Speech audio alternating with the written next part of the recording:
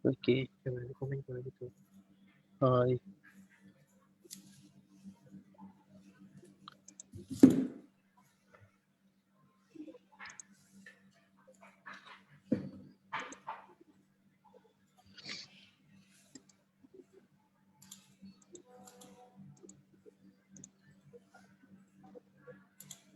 Ya.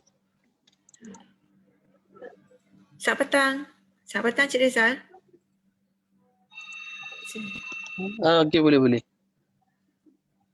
Dia pinjam lagi. Rizal? Ya, cik. Ya, cik. Dengar ke?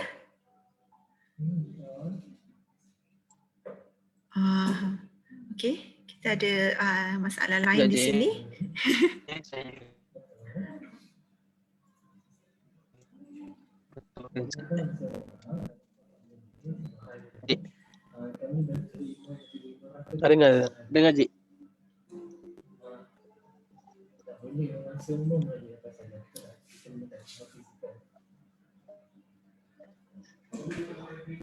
Clear ke suara saya?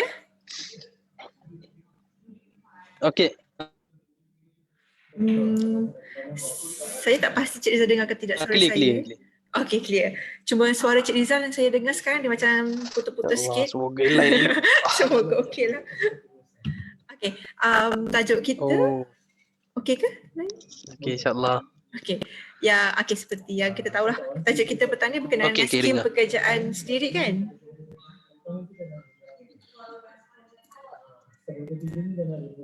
Betul. Okey. Skim pekerjaan sendiri ni kalau boleh Cik Rizal kongsi dengan saya dan juga yang lain lah. Skim ni skim yang baru ke ataupun bila dia mula? Okey, skim ni dah dimulakan pada 2017. Okey. Okey, dan skim ni kita gunakan untuk sektor pengangkutan dahulu. Maksudnya macam e-hailing lah, teksi, Grabcar. Kemudian pada 1 hari bulan 1 2020, kita dah memperluaskan skim ni kepada 20 sektor. Maksudnya kita ada skim perikanan, kita ada pertanian, penghantar barangan dan makanan. Maksudnya seolah-olah kita dah cover semua sektor dalam perniagaan ni. Oh, okey. Jadinya skim ni okey. dia dah bermula tahun 2020 dah sampai dia proceed sehingga kini lah, betul? Ya, betul. Okey. So, apa yang Cik Rizal boleh kongsi dengan kita petang ni? Silakan. Okey. So Assalamualaikum warahmatullahi wabarakatuh. Saya Muhammad Rizal daripada Pegeso Johor Bahru. Okey, insya-Allah petang ni saya akan kongsikan tentang apa itu skim pekerjaan sendiri, dan apa yang apa faedah-faedah yang boleh didapat melalui SPS ini dan cara untuk mendaftar di bawah SPS ni. Okey, yang pertama, kejap saya share slide. Okey.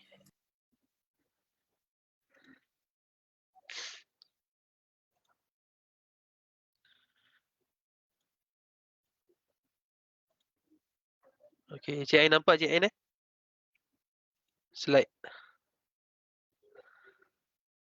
Hello. Maaf, saya nampak. Saya tekan mute pula. Okey, Nampak. teruskan. Okey. So, kalau kita tengok sekarang ni,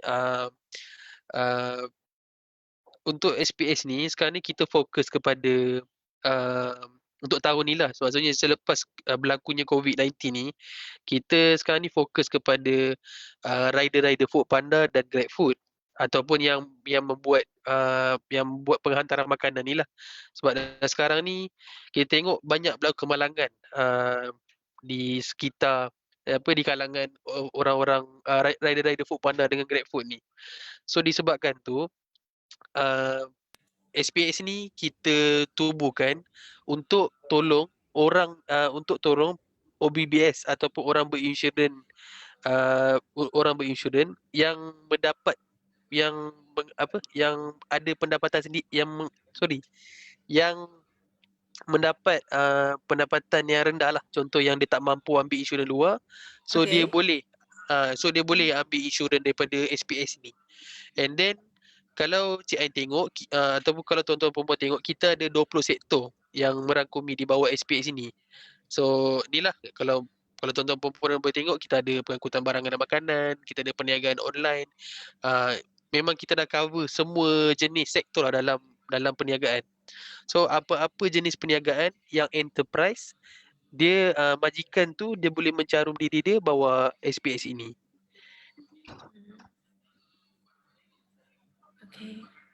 Okay. So kemudian di bawah ni adalah soalan lazim lah. So kita SPS ini telah diberkuatkuasakan pada 1 Januari 2020. And then di bawah SPS ini sesiapa yang ingin mencarum di bawah SPS, dia mestilah berwarga negara Malaysia.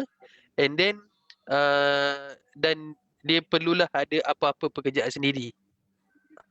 Pekerjaan sendiri tu maksudnya berniaga lah, betul tak? Ya betul, dia berniaga. Dia sebagai majikan, dia sebagai bos lah kira. Kalau pekerja nak carum diri dia sendiri tak boleh lah. Kalau majikan tu tak carum. Macam ni Cik, kalau betul. Kalau pekerja ni dia ada akta lain. Maksudnya di bawah Pekiso kita ada 3 jenis akta yang kita tengah berkuat kuasa lah. And then untuk pekerja kita ada akta 4 dengan akta SIP. Okey. Di bawah pekerja kita ada kita ada dua jenis akta. Satu, kita ada akta 4 iaitu akta bencana kemalangan sekiranya berlaku bencana kemalangan lah disebabkan pekerjaan. And then kita ada akta 800 ataupun akta SIP, skim insurans pekerja. Skim insurans pekerja ni sekiranya pekerja tersebut berlaku kehilangan kerja, macam sekarang ni musim Covid ni kan ramai yang hilang kerja Cik Ain kan. Betul. So pekerja tersebut dia boleh memohon di bawah SIP untuk dan pegawai SIP ni akan mencarikan kerja baru untuk pekerja yang hilang kerja. Yang dua akad tu memang untuk pekerja saja, memang especially untuk pekerja yang terima gaji. And then yang sekarang ni yang kita akan terangkan pada petang ni, saya akan terangkan tentang akta 789 iaitu skim pekerjaan sendiri. Sebab sebelum ni kita ada komen daripada majikan-majikan ni yang mengatakan kenapa pekerja saja yang mendapat yang ada caruman Pekiso, kenapa kami tak ada. So yang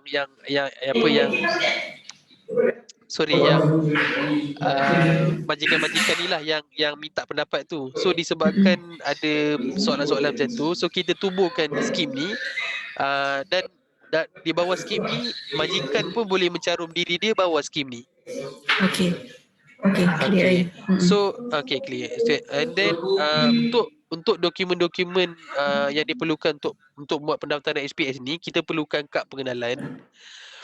Lepas tu kita perlukan lesen perniagaan, contohnya macam SSM, ataupun kad ahlian kepersatuan. Sebab contohnya macam kalau saya bekerja sebagai ejen Kowe. So saya perlukan kad pengenalan, saya perlukan surat yang mengesahkan yang saya bekerja sebagai ejen Kowe. Lepas tu dengan bayaran. Sebab kita ada dua jenis pendaftaran. Satu, kita boleh bayar di kaunter Pekiso. Dan satu lagi kita boleh membuat pembayaran melalui sistem matrix. Sistem matrix tu macam mana? Sistem matrix tu nanti saya akan share dengan dia ada portal, nama dia portal matrix. Saya terlaju sangatlah ni. Okey. Nanti saya akan bagi link dia. So dalam portal matrix ni sekiranya orang pencarum tersebut duduk jauh lah, maksudnya duduk jauh daripada sekitar Johor Bahru ni, contohnya macam Kota Tinggi yang tak boleh nak datang ke sini kan. So saya galakkan mereka buat secara online lah, lagi senang. Sebab online, lepas dia dah masukkan dokumen apa semua, nanti dia terus buat pembayaran melalui portal tersebut. Dia akan link dengan FPX. Okey. Okay, so di bawah skim ni juga kita tak ada had umur. Macam saya bagi tahu tadi Cik Ain yang untuk akta 4 dengan akta SIP ni dia ada had umur daripada 18 tahun hingga 60 tahun. 18 Okey. sampai 60 tadi? Nak 18 sampai 60 tahun. Yang tu untuk akta, yang tu untuk pekerja punya Okey. benefit. Okey. So di bawah skim ni, di bawah skim SPS ni dia tak ada had umur. Selagi dia melakukan pekerjaan sendiri, selagi dia ada bisnes, dia boleh bercaruh bawah SPS ni.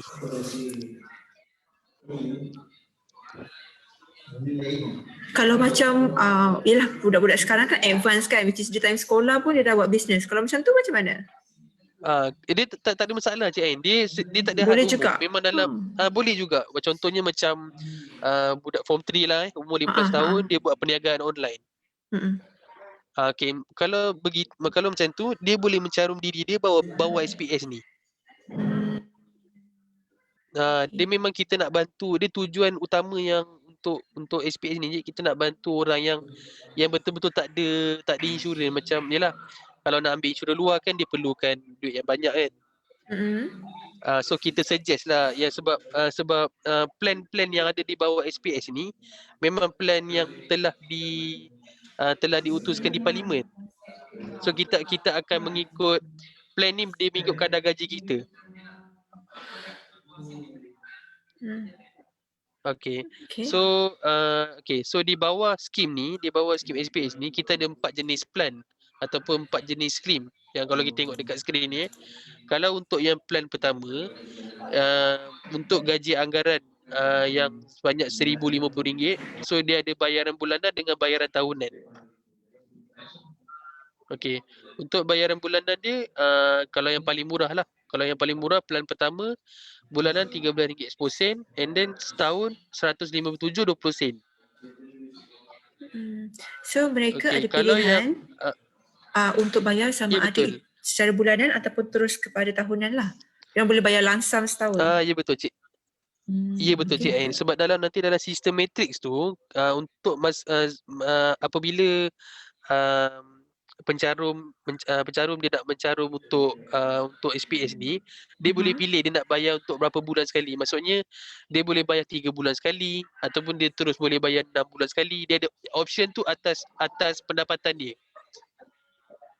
Okey. Sebab apa Cik Ain, bawah SPS ni kita ada tarikh expired. Maksudnya contohlah kalau kita bayar hari ni 21 hari bulan, so dia ambil, contohlah dia ambil yang plan 1 dia nak bayar sebulan. Dia nak bayar untuk sebulan je. So dia bayar RM13 10 dia akan valid sampai 21 bulan 3 bulan depan. Okey. So kalau bulan depan tak bayar tak adalah. Betul. Contohlah dia punya contoh dia dah expired date and then contoh 23 hari bulan tu dia berlaku kemalangan. So kita tak cover dah Cik, sebab dia punya tarikh tu dia dah expired dah. So sebab tu kalau kita galakkan pencarum ni ambil setahun terus. Sebab setahun kan dia terus. Sebab kita ambil yang RM13 10 ni kita kali dengan 12. Okey. Tu yang dapat RM1,570 ni. And then beza dia and then dalam plan ni, 4 jenis plan ni, pencarum ni dia ada pilihan. Contohlah walaupun gaji anggaran, walaupun pendapatan bulanan dia RM1,050 ke bawah, kalau dia nak ambil yang plan paling mahal pun boleh, tak ada masalah. Itu ikut kemampuan dia. Okey. Encik Rizal, kita ada soalan daripada Encik Helmi Basri ni. Katanya kalau bekerja sendiri, dia company sendiri berhad lah contohnya, macam mana skim dia? Macam mana Cik Ain? Cik Helmi tanya, kalau bekerja sendiri, sendirian berhad, macam mana skimnya? Kalau sendirian berhad, tengok dia tu terima gaji ke tak? Maksudnya dia punya pendapatan tu macam mana?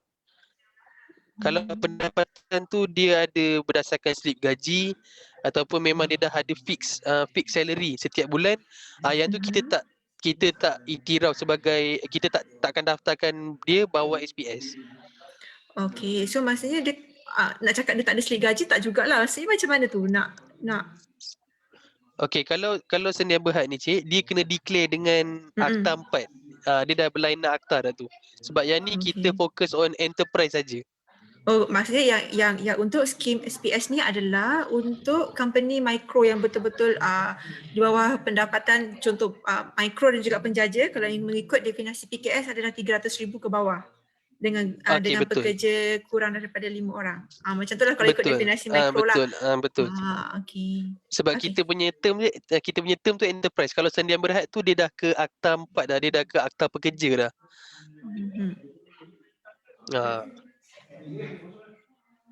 So ada soalan lain Cik Ain? Okey, tak apa, boleh teruskan.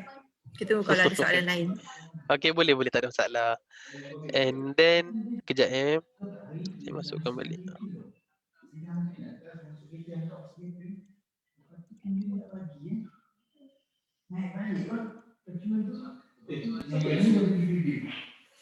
Okey. So di bawah skim pekerja sendiri ni Cik Ain, kita ada 8 jenis faedah. Okey, kita ada 8 jenis faedah. So yang kita ada faedah perubatan, kita ada faedah hilang upaya sementara, kita ada faedah hilang upaya kekal, kita ada allow layanan sentiasa, and then the rest lah. Kita ada 8 jenis faedah. So faedah-faedah ni Cik Ain, dia sama macam faedah yang diterima oleh pekerja. Cuma beza dia di bawah SPS ni kita tak ada pencen ilat. Pencen apa? Pencen kita tak ada skim ilat. Ilat ni untuk yang skim ilat ni contohnya macam kalau pekerja tu dia berlaku lumpuh lah, maksudnya dia lumpuh satu badan ataupun dia tak ada daya, maksudnya disebabkan kemalangan tu dia tak boleh nak bekerja lagi, dia terbaring ke apa, so dia ada skim ilat, di mana skim ilat ni boleh bantu dia, kita akan bayarkan dia sebagai macam pencen bulanan seumur hidup. Okey. So yang itu ada dekat dalam skim SPS ni lah. Faedah tu. Bukan yang tu tak ada. Yang tu saya so tu yang tadi yang ada cuma lah yang disenaraikan sini. Sikit ni. Yang ni cuma untuk yang sekiranya berlaku kemalangan, yang melibatkan kemalangan je Cik Ain. Maksudnya kemalangan tu disebabkan daripada pekerjaan dia. Contohnya macam saya bagi contoh kalau dia buat contoh saya buat berniaga online. Okay. And then saya nak pergi hantar barang ke pos. Maksudnya orang order barang kat saya nak pergi hantar dekat pos. So dalam perjalanan saya nak ke pos tu, kalau berlaku kemalangan apa-apa, so faedah-faedah ni boleh kira saya dapat perlindungan lah daripada faedah-faedah ni. Sebab apa dia pergi ke pos tu dalam waktu pekerjaan dia. Okey. Kemudian Cik Ain, okey, untuk faedah perubatan, pencarum dia boleh buat tuntutan bayaran ganti. Maksudnya dia boleh claim balik contoh ubat-ubat yang dia ambil daripada klinik atau hospital kerajaan. Okey. Dia orang nak claim pula tu macam mana? Kena pergi Pekeso lah. Ya betul Cik, kena pergi. Kalau macam contoh dia dapat resit daripada hospital tu, so just bawa resit tu, and then kita akan isi borang dekat pejabat Pekeso, so kita akan bank in dalam akaun dia. Oh, sewaktu kalau dalam musim COVID ni kalau nak ke Pekeso kena buat appointment ke atau macam mana? Ke ada medium lain buat online ke memang tetap kena ke Pekeso lah? Ya betul. Untuk claim ataupun sebarang faedah memang kita akan terus berurusan dekat kaunter, sebab sekarang ni untuk musim COVID ni Cik Ain, di bawah SPS ni memang kita buka kaunter di bawah SPS ni. Untuk dia kalau yang akta 4 dengan akta SIP tu memang dia melalui maksudnya kita kena simpan borang dalam kotak. Kita dah sediakan kotak dah yang berkaitan dengan pekerja ni.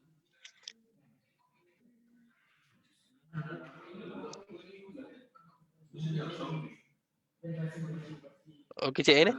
Okey, boleh teruskan. Okey, yang kedua kita tengok pada faedah hilang upaya sementara.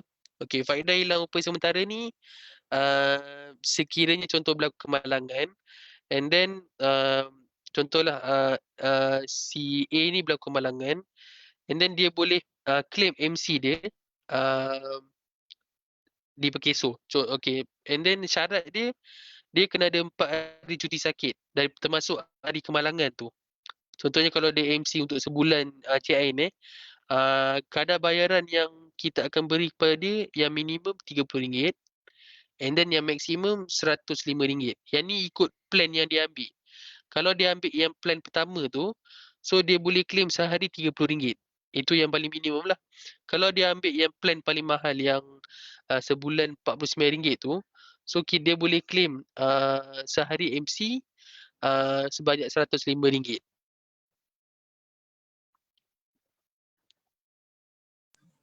Okey. Kita ada soalan daripada Puan Syikin Aziz ni, macam mana cara nak mohon ya, adakah ada apa-apa borang yang diperlukan ke? Ini mungkin tadi Cik Riza dah jawab kot. Kita perlukan Ya betul. Untuk pertanyaan Cik Syikin ni, kita perlukan tadi SSM. Kita perlukan IC pencarum. Kemudian kita perlukan SSM. Kalau tak ada SSM Cik Ain, kita boleh terima maksudnya pengesahan pekerja daripada ketua kampung. Okey. Contohnya contohlah macam pengasuh kalau pengasuh ni kan kebiasaan tak ada SSM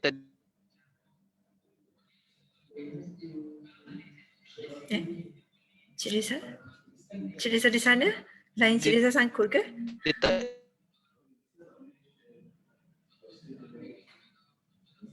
Dia tak buat SSM. So dia buat surat. And then surat tu yang surat. So Cik Ain. Hello Cik Ain.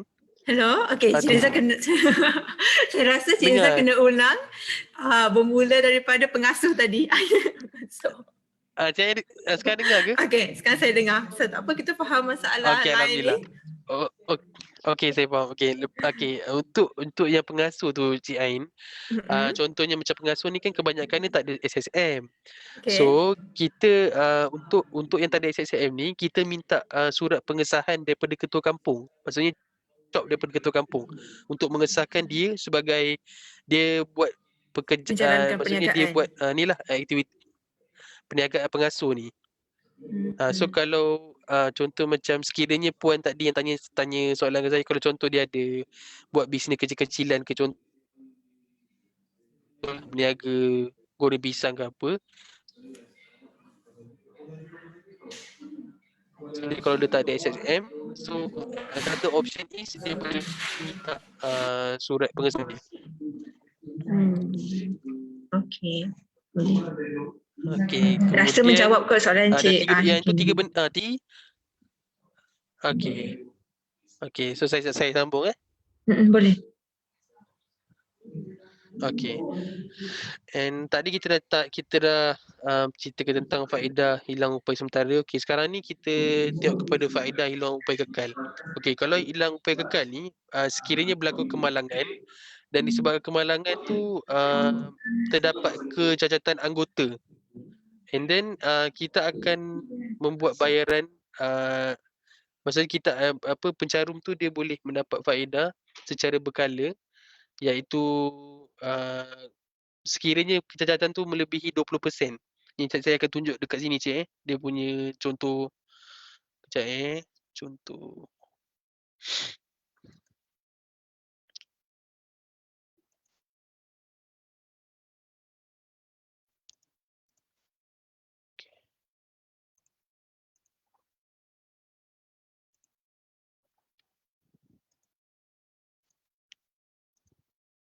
Okey Cik N, kalau kita tengok sini untuk faedah hilang upaya kekal, okey contohnya kalau pencarum tersebut dia ambil yang plan pertama, so kita akan ambil gaji anggaran dia. Maksudnya kita akan ambil gaji anggaran RM1,050, kita akan bahagi kepada 30 hari, and then kita akan darab dengan 90%. 90% ni yang kadar yang dikenakan lah di bawah faedah hilang upaya sementara ni. Kadar ni diberikan oleh Perkeso. So dia akan mendapat RM31.50. Okay, kemudian kita akan ambil balik RM31.50 ni. kita akan darab dengan 14% ni peratus kecacatan yang dialami. Okey. And then kita akan darab dengan faktor umur dia. Yang 823 ni adalah faktor umur. So sekiranya pencarum tersebut dia adalah orang muda, so lagi muda orang tu lagi banyak dia dapat. Itulah dia punya konsep dia macam tu. And Cik Ain? Ya. Saya takut putus pula. Cik Ain ni Cik Ain kena. Yang sekarang ni saya nampak ada satu soalan daripada Puan Rusjulila binti Haji Hussein. Katanya dia nak jemput, ni kalau dah sewaktu selepas habis tempoh PKP ni, boleh ke dia nak jemput PKSO untuk bagi tahu dekat ahli-ahli persatuan untuk berkenaan dengan skim ni? Boleh ke? Boleh Cik Ain. Nanti Cik Ain paskan nombor telefon saya dekat ni. Boleh, insyaAllah. Lagi satu, dia tanya juga, boleh ke kalau sesebuah persatuan tu dia mohon bagi ahli persatuan dia, ke memang ahli tu sendiri yang kena mohon untuk skim ni? Okey, kita tengok juga Cik Ain, kalau ahli persatuan dia tu, sebab persatuan ni banyak jenis Cik Ain. Ada yang terima gaji, ada yang apply secara sukarela. Kita tengok kepada punca pendapatan dia. Kalau punca pendapatan dia dia mendapat pendapatan setiap bulan, maksudnya gaji dia konsisten, so yang tu kita takkan masuk dalam SPS ni. Okey. Kalau yang tu dia masuk bawah skim yang mana? Yang tu dia akan bawa dia akan di bawah skim yang Akta 4 yang tadi saya bagi tahu tadi. Akta 4 dengan SIP. Yang tu majikannya yang dia kena uruskan cik untuk dia. Okey. So kalau yang nak mohon ni dia memang ahli je, memang macam ahli je yang kena sendiri pergilah. Dia tak boleh wakil ataupun tu. Ya betul. Kalau contoh macam saya buat Foodpanda contoh So kalau saya nak mohon untuk ni, so saya kena datang ke kaunter, saya akan bagi dokumen-dokumen yang perlukan lah untuk berdaftar bawa SPS ni.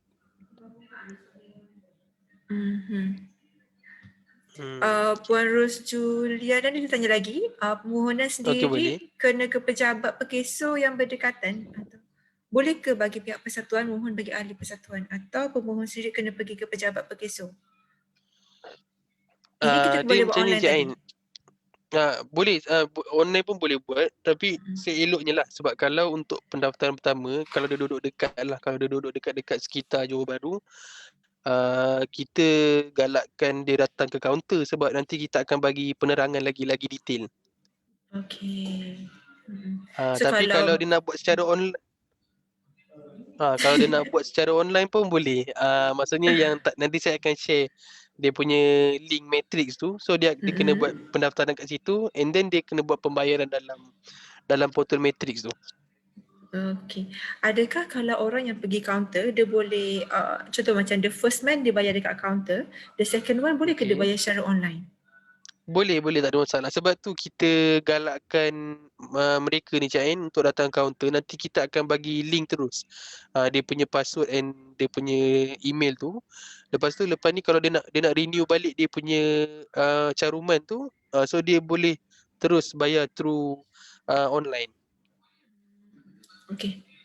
Boleh teruskan. Okey. So yang keempat, kita ada faedah orang tanggungan. Okey, faedah orang tanggungan ni dibayar secara pencen bulanan. Contohnya sekiranya berlaku kematian, sekiranya orang berinsurans tersebut, contohlah dia dah mencarum, and then dia bekerja, contohlah macam Foodpanda, saya bagi contoh Foodpanda. Okey, contoh CA ni dia dah berdaftar bawa SPS, and then semasa buat penghantaran makanan, dia terlibat dengan kemalangan and menyebabkan kematian. So ahli keluarga ataupun waris akan boleh mendapat faedah awal tanggungan ni mengikut plan yang diambil. So kadar bayaran dia sebanyak 90% daripada plan yang diambil. Contohnya, macam kalau kita tengok pengiraan dia. Kalau pencarum tu ambil yang plan pertama 1,050. So sekiranya berlaku kematian ataupun kemalangan menyebabkan kematian, waris tersebut boleh mendapat setiap bulan sebanyak RM945.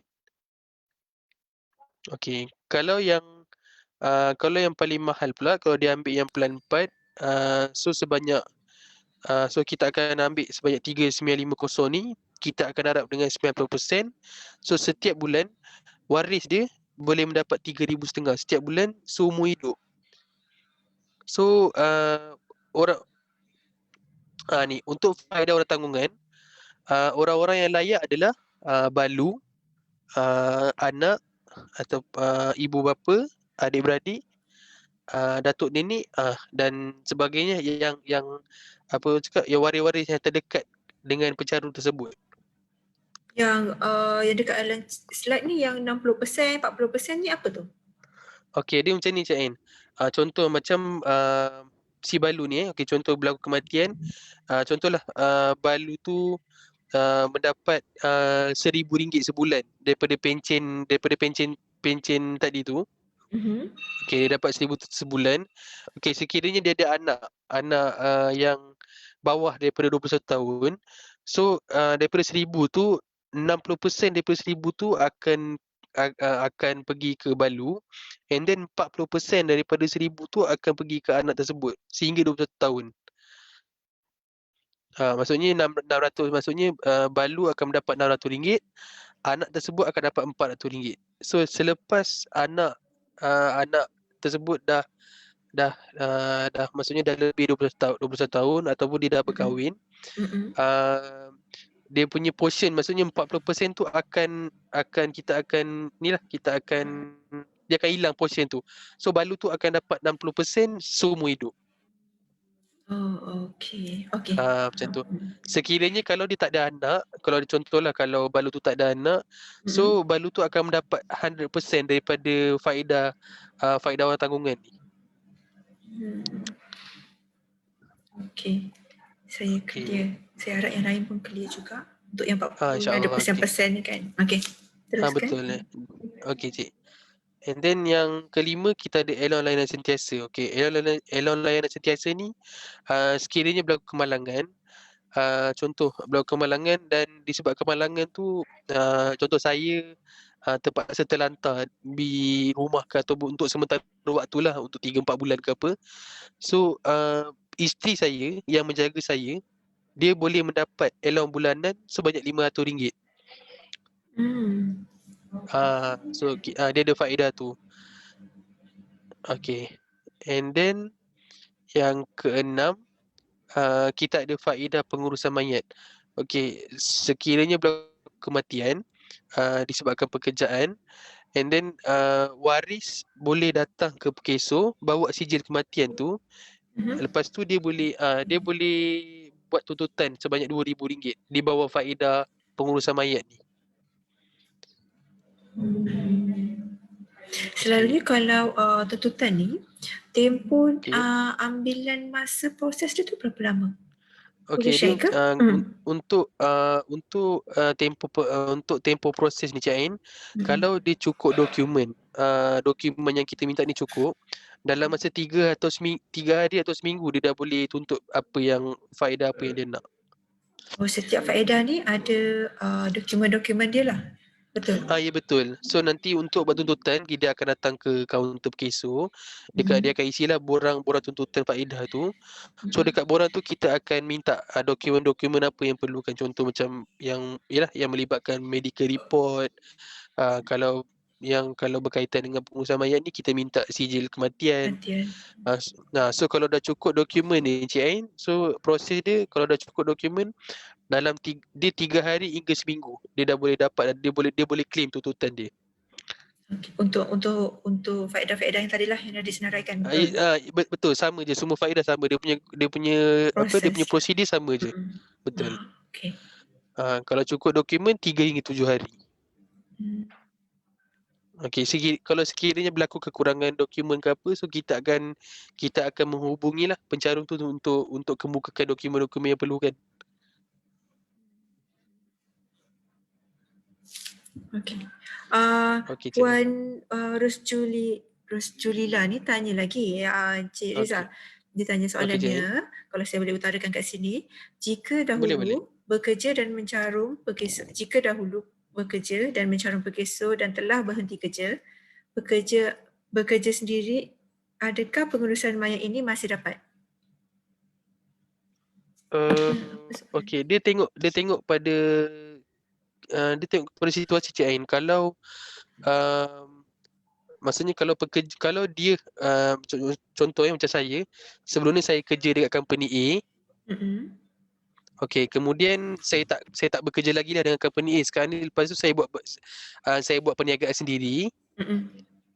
Okey, kalau contoh sekiranya saya tak mencarum bawa SPS ni, lepas tu berlaku kematian disebabkan pekerjaan, dia tak boleh, kita tak boleh nak ambil faedah daripada yang dia pernah kerja dulu, kan? Sebab dia dah berlainan akta. So untuk menjawab soalan Puan Rusjulila ni, saya rasa kalau sekiranya dia dah berhenti kerja dan sekarang dia buka syarikat enterprise, apa yang dia boleh buat adalah dia mencarum di bawah program SPS ni. Betul, dia perlu mencarum dulu bawa, betul. Lepas tu nanti kalau selepas mendaftar, kalau berlaku apa-apa yang dia tak ingini, so dia boleh claim di bawah faedah SPS ni, bukan di bawah akta yang dia pernah kerja dulu. Betul. Okey. Saya harap menjawab soalan Puan Rusjulila ni. Okey, teruskan. Okey. Dan yang ketujuh, kita ada faedah pemulihan. Okey, faedah pemulihan ni di mana pencarum ni dia boleh mendapatkan pemulihan jasmani. Contohnya macam fizioterapi. So sebab kita ada pusat rehab di Melaka. Kita ada pusat rehab. So sekiranya dia perlukan apa-apa bantuan lah dari segi fisioterapi ataupun pembedahan rekonstruktif ni, so dia boleh membuat dia boleh mendapat faedah di bawah faedah pemulihan ni. And then kita ada juga memberikan alat-alat bantuan. Contohnya macam kalau saya terlibat dengan kemalangan, saya perlukan tongkat ataupun kursi roda, saya boleh datang ke Pekiso dan saya boleh membuat permohonan, and then saya boleh ambil alat-alat bantuan yang saya nak pakai lah untuk saya punya untuk kemudahan saya. Okey, sekiranya macam kalau saya terlibat dalam kemalangan, saya yang mencarum SPS, jadinya kan saya dah terlantar, saya tak boleh nak bangun ni kan, contohnya saya tak boleh nak ke sana. Boleh ke wakil yang pergi ambil barang tersebut? Boleh. Maksudnya wakil-wakil anggota keluarga ke, dia boleh datang ke Pekiso. So kita just bawa IC kepada pencarum tu. Okey. So kita bawa IC, kita isi, and then kita boleh ambil alat-alat bantuan yang diperlukan. Faham yang tu. Okey, lepas tu yang last sekali kita ada pemulihan vocational. Okey, pemulihan vocational ni contohnya ialah berlaku kemalangan. So dia tak boleh nak buat kerja sebelum ni. Contohlah dia sebelum ni dia driver lori. So dia berlaku kemalangan, dia tak boleh nak drive lagi. So kita akan bagi dia pemulihan vocational, di mana kita akan bagi dia training lah untuk macam bidang electrical ataupun jahitan untuk dia further dia punya career, untuk dia buat perniagaan lain. So kita ada kelas-kelas tambah skill lain lah untuk dia, kita ya betul. Okey, menarik. Okey. Encik Rizal, ada soalan daripada Encik Haziq Syami ni. Dia tanya, sekiranya individu itu bekerja sendiri dan dia mengidap penyakit kronik, adakah dia boleh dapat faedah tersebut? Okey. Di bawah SPS ni Cik Ain, kita hanya boleh membuat tuntutan kepada dua jenis je. Satu, bencana kemalangan. Satu lagi, penyakit khidmat. Penyakit khidmat ni penyakit yang kena disebabkan daripada pekerjaan dia. Contoh, macam contohlah saya buat Foodpanda, and then saya selalu menghantar makanan di kawasan-kawasan kilang, macam tu. So So disebabkan benda tu kan kawasan kilang kan banyak kawasan kira yalah di kawasan kilang kan banyak asap, banyak pencemaran udara. So disebabkan benda tu saya Mendapat mengalami penyakit asma. tersebut. Okey. Saya mengalami penyakit asma. So yang tu kita boleh kita boleh dikira sebagai penyakit hikmat. Okey, kalau penyakit kronik ni macam penyakit kronik ni Cik Ain, kita tak terima macam kencing manis ataupun yalah masalah kolesterol kencing manis, sebab benda ni adalah penyakit yang orang cakap kita, sebab kalau kita pandai kontrol benda tu takkan datang. Dia ibarat dia macam tu lah Cik Ain. So penyakit yang boleh di sini adalah penyakit yang yang puncanya daripada aktiviti kerja kita tu. Disebabkan. Ya betul. Ya betul Cik Ain. Jadinya kalau dia ada penyakit kronik, dia tak boleh mohon untuk faedah-faedah yang disenaraikan ni lah. Walaupun dia daftar SPS ni. Betul. Sekarang ni dia boleh mohon Cik Ain, tapi untuk mendapatkan keputusan tu sebab kita akan minta pengesahan daripada doktor kita, sebab dia bawa perkesor kita ada doktor-doktor, kita ada jemaah doktor. Okay. So jemaah doktor tu akan tentukan bahawa penyakit ni betul ke penyakit ni disebabkan pekerjaan tu. Kalau tak, kita akan reject lah dia punya kes tu. Saya harap jawapan Cik Rizal ni menjawab soalan Cik Haziq. Okey, kemudian yang terakhir kita ada faedah pinjaman pendidikan. Okey, di mana contohnya macam anak pencarum, contohlah pencarum ni ataupun anak pencarum ni dia nak meminta pinjaman daripada perkesor. So kita akan, dia punya skim ni lebih kurang macam skim macam PTPTN, sebab kita ada berbentuk pinjaman dan kita ada bentuk biasiswa. Okey. Macam beasiswa ni kita tengok atas budi bicara perkesor. Contohnya kalau budak ni, contohlah kalau anak ni dia mendapat dekan, dia dapat 4 flat ke apa, maksudnya pointer dia cantik. So pinjaman tu nak berubah kepada beasiswa tu, tengok kepada atas budi bicara pihak perkesor dah Cik. Kalau let's say dia buat pendidikan ni, adakah untuk yang sepenuh masa ataupun separuh masa pun boleh? Dia untuk sepenuh masa je Cik Ain. Sepenuh masa sahaja. Ya betul. Okey. Kemudian ni adalah contoh soalan yang sering ditanya oleh pencarum. Contoh macam, adakah saya perlu mencarum di bawah skim ini sedangkan saya juga sedang mencarum perkesor di bawah Akta 4? Ya, contohnya kalau macam saya, pagi saya kerja di office, kemudian malam saya buat Grab. So dia adalah dua situasi yang berbeza, sebab untuk contoh sekiranya di office, kalau saya bekerja di bawah company, saya dah ada SOKSO dah. So untuk pekerjaan malam tu saya buat Grab, yang tu adalah pekerjaan sendiri saya. So saya kena buat another caruman di bawah SPS untuk pekerjaan Grab saya. So kalau Cik Ain tengok soalan kedua, saya menjalankan pekerjaan sendiri, berapakah caruman yang saya perlu bayar? Yang ni sekiranya contohlah contohlah orang tersebut buat 2-3 kerja dalam satu masa Cik Ain kita akan tengok sektor dia. Kalau contoh orang ni dia buat Food Panda dengan GrabFood, so dia hanya perlu membuat satu caruman je. Contohnya kalau orang ni buat pagi dia buat Food Panda, petang dia berniaga jual kuih. So dia kena buat 2 jenis caruman. Sebab mengapa? Sebab sektor dia berlainan Cik Ain. Macam sebab kita nak lock by sektor ni, sebab kita nak elak daripada kes penipuan.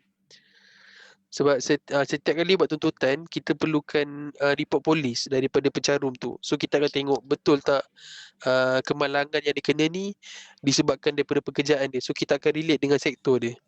Sebab tu kalau macam tuan-tuan dan perempuan kalau nak buat pendaftaran, so masa dia kalau nak buat pendaftaran secara online lah, dekat online tu kita dah state dah dia nak pilih sektor mana, so berapa bulanan yang dia perlu bayar. Kita minta benda-benda tu untuk lockkan dia di bawah sektor mana.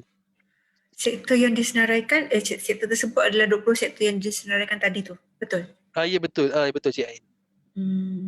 Okey, ada soalan daripada Puan Ros ni, dia tanya lagi. Contoh ini yang kalau dia sakit lah, yang kalau dia mengidap penyakit tu tadi, back tu tadi tu kan. Kalau macam dia tengah, dia bekerja, lepas tu terkena darah tinggi dan disahkan minor stroke, yang tu pula macam mana? Boleh ke dia dapatkan faedah tadi tu? Okey, kalau macam tu Cik Ain, dia boleh buat permohonan.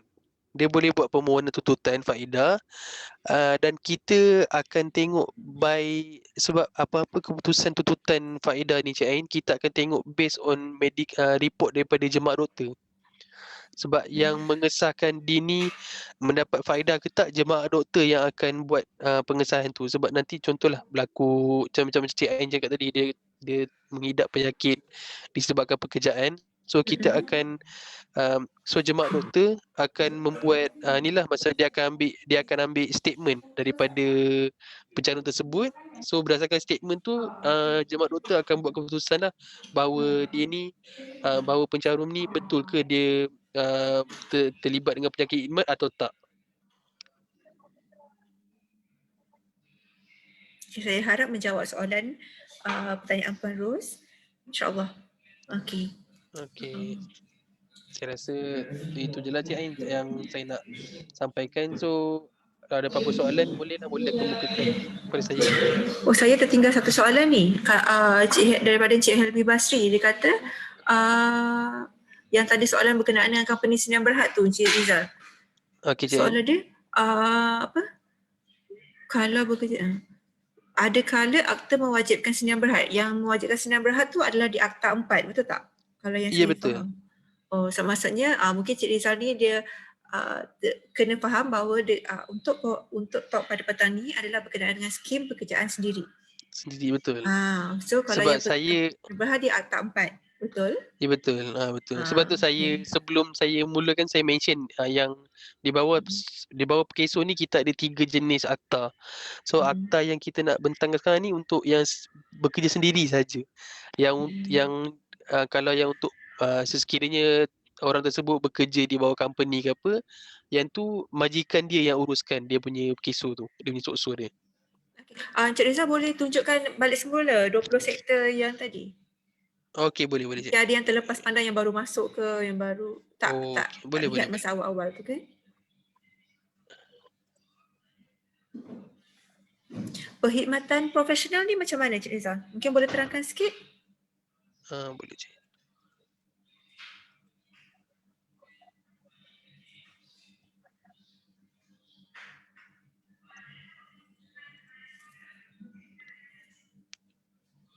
Okey, perkhidmatan profesional ni contohnya saya ada contoh kat sini. Perkhidmatan profesional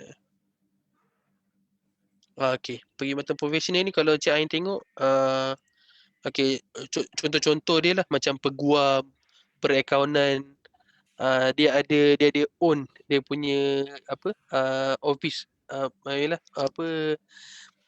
office sendiri, dan dia adalah majikan untuk office dia tu. Contohnya macam yang biasanya saya tengok lah macam perakaunan ni dia ada dia punya own company.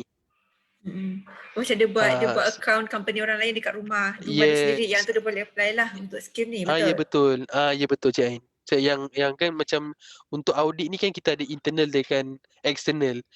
Maksudnya yang untuk external ni dia boleh mencarum bawah Perkeso ni sebab dia punya pendapatan tu atas yalah kalau company panggil dia untuk buat audit untuk company dia, so yang tu kita labelkan sebagai external audit. Macam mereka ni diorang boleh mencarum bawah SPS ni. Oh, yang Cik Rizal tengah tunjuk ni ada sekali dokumen-dokumen dia yang kena sediakan. Ya betul. Okay, mungkin kita boleh tengok satu persatu. Boleh? Secara ringkas lah, cara ringkas ke? Boleh. Boleh. Okey, yang contoh yang untuk yang pertama, macam pengangkutan penumpang, yalah yang ni yang untuk e-hailing ni lah, yang macam teksi, Grab, dan lain-lain lagi macam Maxim ke apa. So dokumen yang diperlukan IC, lesen dan dengan apa tu, kad pemandu yang dia dapat tu. Macam teksi kan dia punya kad pemandu tu, yang tu kita ambil sebagai supporting document. Okey, kalau yang untuk ni nak saya explain satu-satu ke Cik Ain? Cik Ain? Sorry, secara ringkas lah, maksudnya macam tak adalah nak kena explain. Mungkin ada secara ringkas ni. Ada yang penting-penting kat sini. Okey, kalau yang okey, tak apalah, saya explain je lah. Kalau yang untuk pengangkutan barangan ni, pengangkutan barangan dan makanan ni, contoh macam sekarang ni lah, yang untuk GrabFood, Foodpanda ataupun Lalamove. So dokumen yang diperlukan sama macam tadi saya cakap, lesen memandu, IC, and then dia punya, kalau macam Foodpanda dengan GrabFood ni Cik Ain, kita perlukan ni, apa nama dia,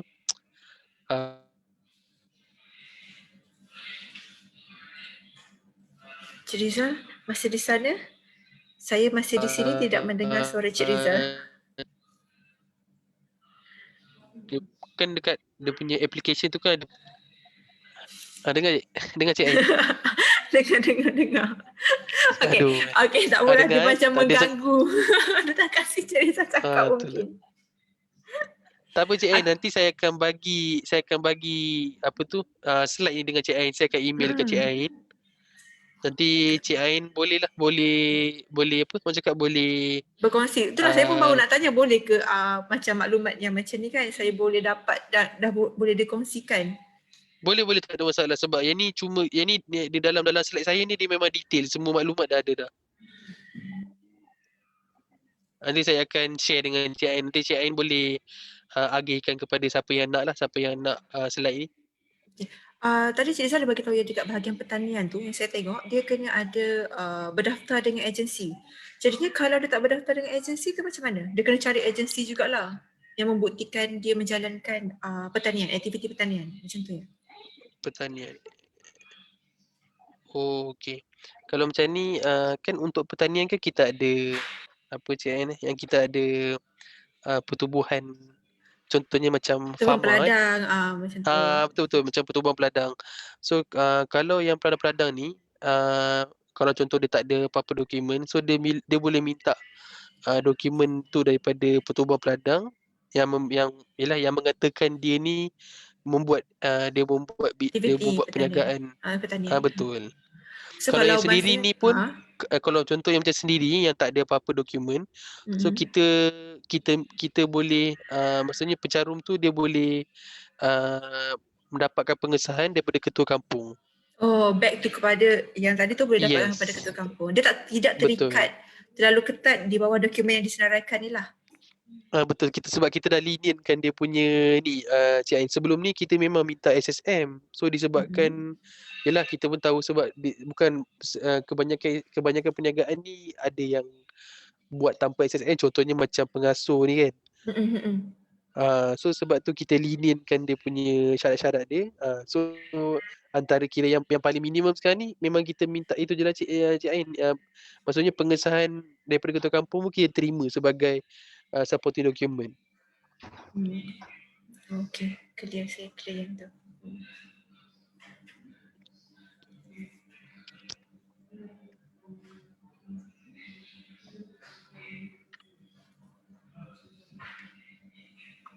Ada lagi yang Cik Rizal nak kongsikan? Mungkin? Saya rasa tak. Saya rasa dah. Okey, dah habis. Untuk skim ni dah dikongsi lah secara ringkas dan padat. Saya rasa mungkin membantu usahawan-usahawan PKS, insya-Allah. Okey Cik Ain. Saya dapat satu lagi soalan last Cik Rizal. Mungkin tadi Cik Rizal boleh keluarkan balik yang tadi yang 20 terus ringkasan tu. Sebab ada yang tanya kalau dia buat kedai jahit baju dapat tak? Boleh tak mohon? So mungkin Cik Rizal boleh tunjukkan. Jahitan ada ke? Jahitan ada. Jahitan di bawah pembuatan ke macam mana? Betul, betul. Di bawah pembuatan, betul. Sekejap saya... Sekejap, cik. Produk kain, betul tak tadi? Betul. Ni, Nombor di 8. bawah pembuatan. Ni, di bawah pembuatan.